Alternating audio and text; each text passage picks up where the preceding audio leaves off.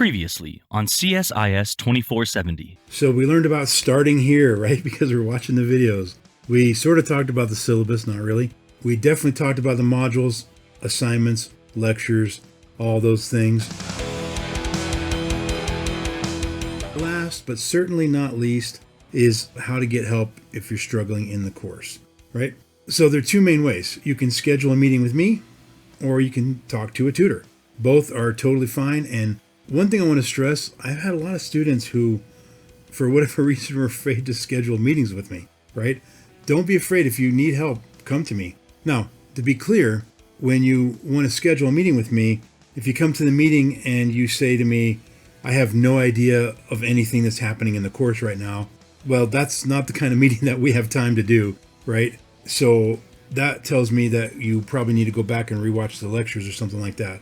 But if you come to me saying, look, I'm trying to work on this project and I got this part working and that part working, but when I try to do this thing over here, I can't figure out what I'm doing wrong. Can you help me debug my code or find the error of my ways or whatever?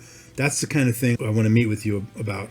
If the meeting is me having to re-give the lecture, that's not the right meeting, because A, the videos are available for you to do that, and I can't just re-explain everything that was in the videos.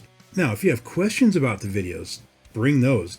Come to me saying, hey, I watched the lecture video and when you talked about this one thing, can you explain that? I don't really get it or whatever. So I just want to make sure when you come to the meeting, you're prepared and the meeting isn't just you kind of throwing your hands up in the air or shrugging your shoulders saying, I don't know what to do, right? You got to get beyond that a little bit to come and meet with me. When you're in that, I don't know what to do, I want to pull my hair out, I'm confused, I don't understand anything. If you ever get to that point, then the two things you need to do is rewatch the video, and if that doesn't help, then you need to meet with a tutor. But if you're coming to me with specific things that you want specific help, that's definitely the best way to go. And a lot of times I'll get students send me an email with their code saying, can you see what's wrong with my code? I'm not going to do that in an email, right? If you want me to look at your code with you, I'm more than happy to do that. Just schedule a Zoom meeting with me and I will walk through it with you live on Zoom, right? Okay, so sorry about all the sort of, strict rules there. I didn't mean to be all crazy about it there. But let's take a look at what happens when you click on this Meet with Me button right there. You end up on this page. So there's a couple pieces here to look at. Thing number one, my office hours. If you click on this link that says Jeff's appointment calendar, which I can't click on because when I'm logged in as faculty, it goes to a weird page that won't help you at all. But when you click on it, it goes to the right page. But it's very simple. It's a calendar. It has my open appointment times on there, and you just click on it and however much time you need. They're blocked out in 15-minute increments, but when you create the appointment, you can expand it to 30 minutes or however much time you think you're going to need. Just there is a balance there. If you schedule 15, we have to stick to the 15 because I always have students back to back with the appointments, and so I won't be able to go into the other student's appointment time.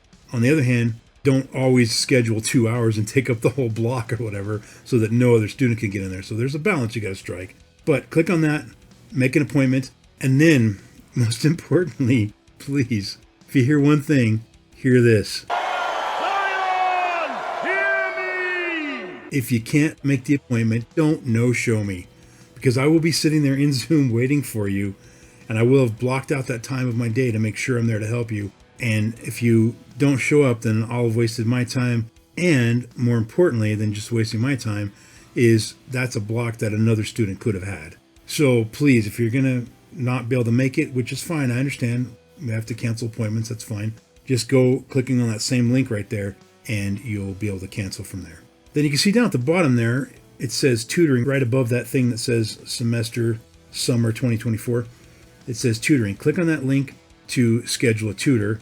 And we have really good tutors here, and a lot of them are my previous students, and I know some of them really well, and they're really good tutors. So feel free to click on that if you need more in-depth help. And then lastly, I do have my schedule down there. Now, it's sort of pointless to have my summer schedule because it's usually all online. But in a regular semester that's not a summer, you'll see when I'm in the classroom, so you'll kind of know when I'm available, and you'll know that, well, that's why I can't meet with you during that time or whatever. So I've found some students have found that to be helpful to know that information. But that's it. Summarizing this little section here, to meet with me or to meet with a tutor if you need help. Meeting with me, make sure that you're coming with specific things that you need specific help with. If you're more like broad stroke and you're overall, having struggles just understanding the general material, that's where the tutors come in handy. That's it for this one. In fact, that's it for all of the videos. Thank you for making it through this journey with me. Now you're set and ready to go, and you have all the tools you need to have a successful and groovy semester. May the force be with you. I'll see you in the lectures.